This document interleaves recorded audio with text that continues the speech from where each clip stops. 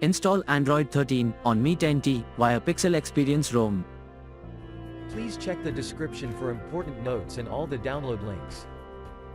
First download ROM and GApps packages, then transfer the downloaded files to the phone storage, link is in the description below. Step 2. Boot your device into TWRP recovery.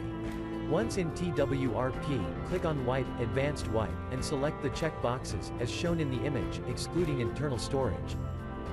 Step 4. Swipe the button to wipe the device. Step 5. Go back to the recovery main screen, and tap on the Install button. Step 6. Navigate to the storage, and select the ROM zip file. Step 7. Finally, swipe the button on the screen to install ROM file. Step 8. Flash the GApps zip package, in the same manner. Step 9.